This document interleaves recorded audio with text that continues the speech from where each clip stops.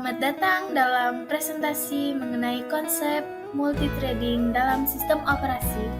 Hari ini kita akan membedah mengapa sih multithreading menjadi fondasi utama bagi setiap perangkat lunak dan sistem operasi. Yuk langsung ke videonya. Konsep thread atau alur merupakan fondasi penting yang mendasari kinerja, skalabilitas, dan responsivitas sistem operasi dan aplikasi modern. Bab 4 dalam operating system concepts menguraikan evolusi dari proses tunggal tradisional menjadi proses multi-threaded yang kompleks, mendefinisikan strukturnya, kita mengkaji tantangan dan model implementasinya. Definisi thread. Thread adalah unit paling dasar dari penggunaan CPU. Bayangkan sebuah proses sebagai sebuah pabrik, maka thread adalah para pekerja di dalamnya. Setiap thread merupakan alur kontrol independen dalam sebuah proses.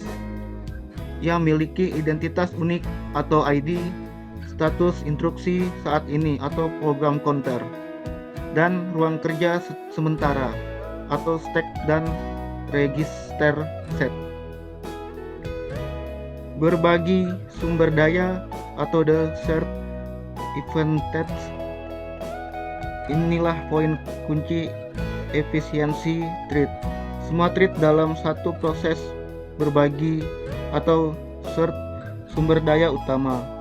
Mereka berbagi kode section atau instruksi program dan data section atau memori global process, serta sumber daya OS lainnya seperti file yang sedang terbuka. Karena berbagi memori, pembuatan thread dan perpindahan antara thread jauh lebih cepat dan hemat sumber daya dibandingkan sebuah proses baru. Perbedaan proses tradisional versus multi-thread. Proses tradisional hanya memiliki satu alur kontrol. Ia hanya bisa mengerjakan satu tugas per satu waktu. Proses multi-thread memiliki banyak alur kontrol. Ini memungkinkannya menjalankan banyak tugas secara bersamaan atau concurrently. Responsivitas aplikasi. Contoh sempurna adalah web browser. Satu thread bisa mengunduh gambar, sementara thread lain menjaga antara muka tatap interaktif.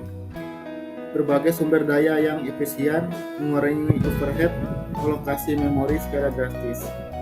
Manfaatkan multi-core.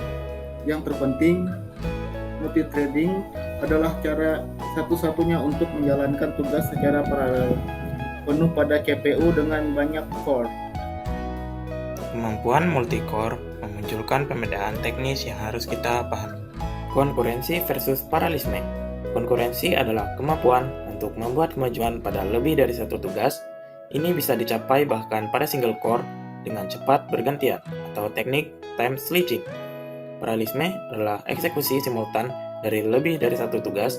Ini hanya mungkin dengan adanya multi-core atau multiprosesor.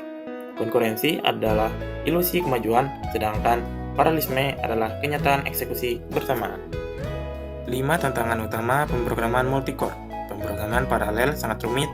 5 tantangan yang harus dihadapi programmer adalah: 1. Mengidentifikasi tugas.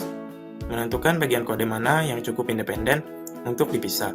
2. Keseimbangan atau balance. Memastikan beban kerja tersebar merata agar tidak ada core yang menganggur atau idle, sementara core lain kelebihan beban. 3. Pemisahan data atau data splitting. Bagaimana cara membagi data masukan untuk diakses oleh core yang berbeda? 4. Tergantungan data atau data dependency. Mengelola data bersama untuk mencegah konflik, di mana satu thread mengubah data yang sedang dibaca thread lain.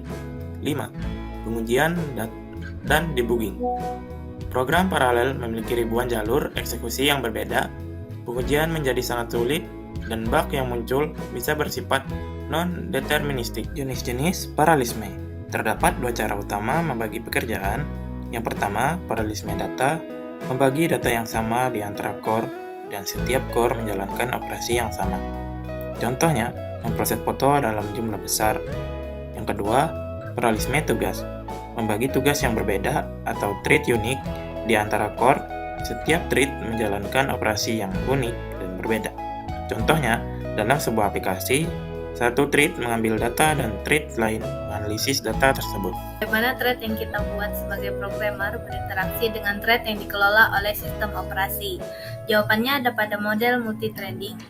Kita membedakan antara user thread yang dikelola oleh user space dan kernel thread yang dikelola oleh kernel OS. Yang pertama, model many to one. Konsepnya, banyak user thread dipetakan ke satu kernel thread. Kelebihannya, manajemen thread sangat cepat dan efisien. Kekurangannya, yaitu pemblokiran. Jika satu thread membuat panggilan sistem yang memblokir, misalnya menunggu I atau O, maka seluruh proses akan terblokir. Model ini juga tidak bisa berjalan paralel pada multicore. Untuk membantu para programmer mengimplementasikan multithreading, sistem operasi menyediakan thread libraries.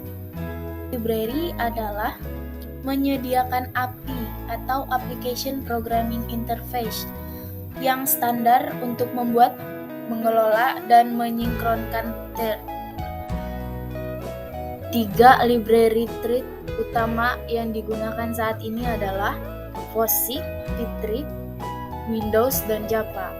Pthread eksistensi thread dari standar POSIX dapat disediakan sebagai library tingkat pengguna atau user level atau tingkat kernel level.